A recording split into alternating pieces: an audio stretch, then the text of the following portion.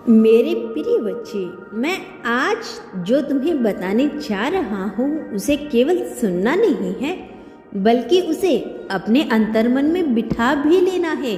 तुम्हारे विचार कितने शक्तिशाली है। यदि तुम्हें इस बात का आभास हो जाए तो तुम स्वयं ही नकारात्मक विचार से दूर हो जाओगे। हाँ मेरे बच्चे, यह सच है कि मात्र सोचने से कुछ नहीं होता, लेकिन यह भी सत्य है कि जब तक सोचोगे नहीं तब तक कुछ होगा भी नहीं। आपके मन में उठने वाली सोच ही आगे चलकर प्रयास में परिवर्तन होती है और यही प्रयास तुम्हें तुम्हारे लक्ष्य तक लेकर जाएगा।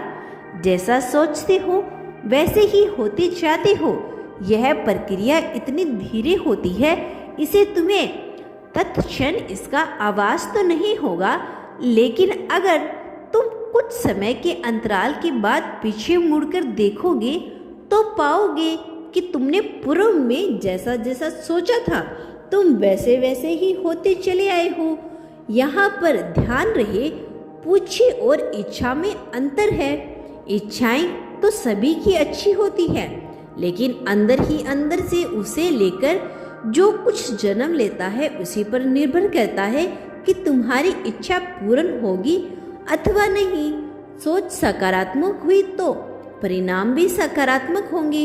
यदि सोच ही नकारात्मक रही तो परिणाम भी नकारात्मक ही होगा। तुम्हारा मुझ पर विश्वास करना ही तुम्हें चिंता मुक्त करेगा। यदि तुम्हारे भीतर आत्मविश्वास बनाए रखने में तुम्हारी सहायता करेगा। यदि आत्मविश्वास तो लक्ष्य मिलेगा, परंतु इसके मार्ग में आने वाली तुम्हें विचलित कर सकती हैं। जो भी समस्याएं आती है वह तुम्हें विचलित कर सकती है। घर पर तुम्हारा जीवन कष्टों से भरा हुआ था, परंतु यदि तुम अलग दृष्टिकोण से देखोगे तो खुश पाओगे। एक तस्वीर से परेशान होकर बैठे रहने से कुछ भी प्राप्त नहीं होता। इससे बेहतर है इस चिंताओं और कुछ को किनारे रखकर आगे बढ़ने का मार्ग मित्रों ढूंढो। अगर पूर्व में हुई घटनाओं से आज कष्ट दिया है तो आज किए गए सही कार्य कल इन्हीं आंखों से मुक्ति दिलाकर तुम्हारे जीवन को प्रसन्नता से भर देंगे। इसीलिए मेरे बच्चे, किसी भी हाल में तुम्हें मुझसे अवश्य जुड़ना होगा। मुझसे मन ही मन में जुड़ जाओगे। मैं आशा करता हूँ कि मैं स्वयं हर मोड़ पर तुम्हें तुम्हारे प्रश्नों का उत्तर दूंगा।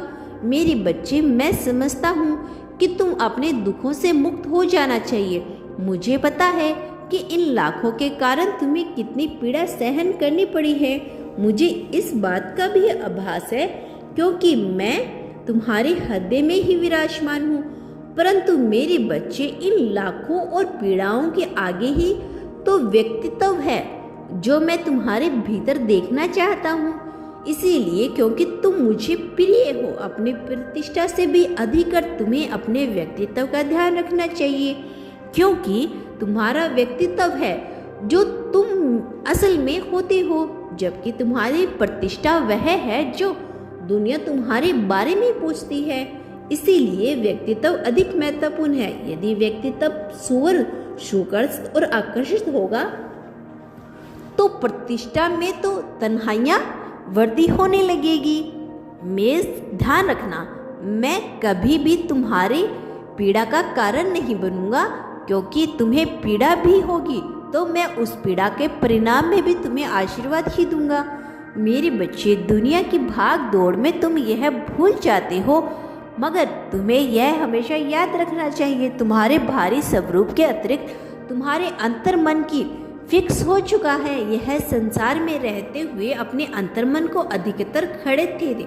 जिस तरह से तुम अपने बाहरी शरीर पर काम करते हो, उसे सब्सक्राइब और आकर्षण बनाने के लिए बहुत सारा समय, यदि किसी तरह से तुम अपने अंतर्मन को भी सुधारने और आकर्षण बनाने के लिए थोड़ा सा समय देना चाहिए। तुम्हारे जीवन, तन और मन दोनों का महत्व बराबर होना चाहिए, क्योंकि जैसे तुम्हारा शरीर तुम्हें सही रास्ते पर चलाकर तुम्हारे लक्ष्य तक पहुंचने में सहायता करता है, उसी प्रकार से तुम्हारा अंतर्मन तुम्हें सही रास्ता और सही लक्ष्य ढूंढने में सहायता करता है।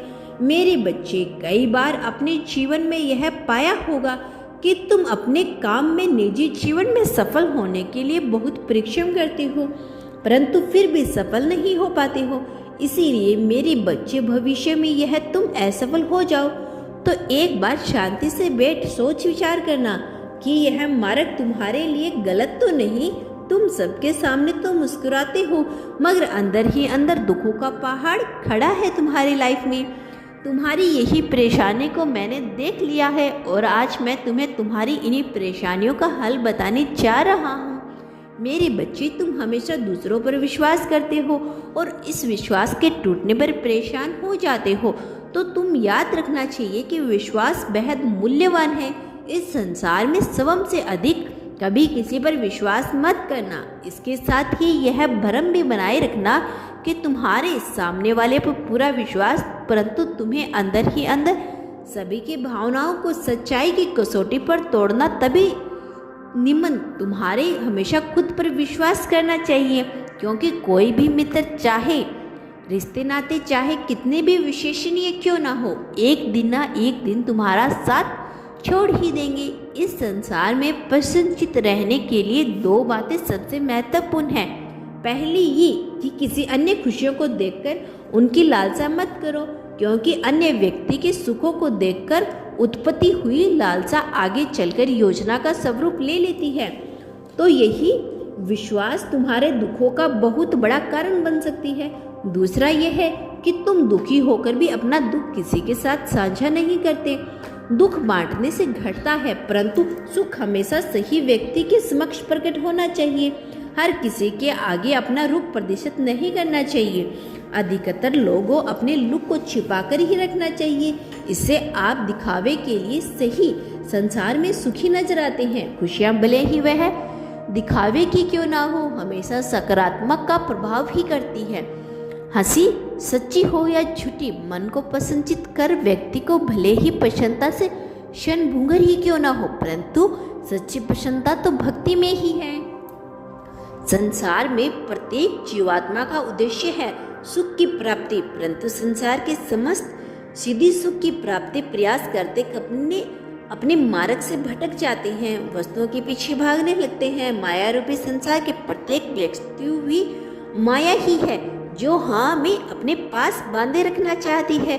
परंतु तुम्हें यह पता होना चाहिए कि माया नश्वर है, परंतु तुम्हारी आत्मा तो अजर अमर है। तो उसे सुख तुम प्रदान करना चाहते हो, वह नश्वर कैसे हो सकता है? जीवन भर इंसान जिन चीज़ों को एकत्रित करने में लगता है, वही से इतना अधिक आसान सा हो चुका है, वह उन्हें खोने से डरता है, उसका अब उसे यह करने से रोकता है।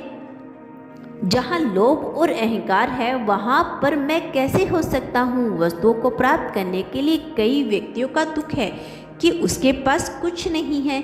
जिसके पास सब कुछ है उसे दुख कैसा? अब प्राप्त करने के लिए कुछ भी शेष नहीं है। इन सभी से मुक्ति का एक ही मार्ग है, अपनी आत्माओं से दूर, मुझसे दूर। जब तक अपने अंतर मन को जान लोगे, उसे अनुभव कर लोगे, उसी दिन तुम्हारी सारी समस्याएं समाप्त हो जाएगी। तुम सच्चे सुख को प्राप्त कर लोगे। हर हर महादेव। मैं जल्द लौटूंगा अपना अगला संदेश लेकर, मेरी प्रतीक्षा करना।